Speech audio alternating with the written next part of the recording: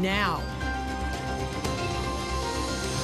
Live look over the White House hours after world leaders joined President Trump and Ukrainian President Volodymyr Zelenskyy for a milestone meeting to end Russia's war in Ukraine. Thank you for joining us. I'm Jan Jeffcoat. It's Tuesday, August 19th, and this morning there are already plans for world leaders to speak with Russian President Vladimir Putin. President Trump and Zelenskyy were joined by other European leaders, including the British Prime Minister, as well as the NATO Secretary General. And I have a feeling you and President Putin are going to work something out. Ultimately, this is a decision that can only be made by President Zelenskyy and by the people of Ukraine working also together in agreement with President Putin. And I just think that's very good things are going to come of it.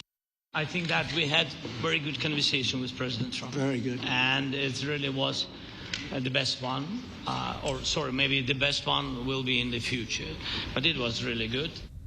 Mark Boyle following the latest developments from the live desk for us right now. Good morning to you, Mark. So what's happened since that meeting and what comes next?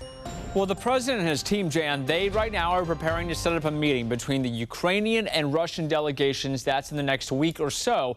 And this comes after yesterday's conversation at the White House between President Trump, Ukrainian President Zelenskyy, and several of the European leaders you see in the video here behind me. During the meeting, all sides talked about terms and ways to peacefully end the war in Ukraine. During that meeting, the president called Russian leader Vladimir Putin about a potential face-to-face meeting with the Ukrainians. Take a listen.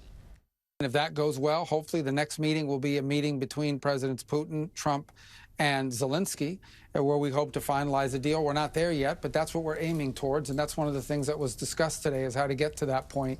According to the White House, they're hoping to get that meeting on the books within the next 2 weeks after working out all the details with both sides.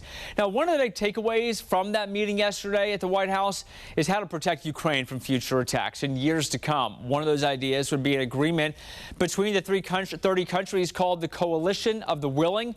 It would be a group of about 30 countries who would work with the United States to provide security support for Ukraine. We speak about the whole security of the European continent, and this is why we are all united here with Ukraine on this matter.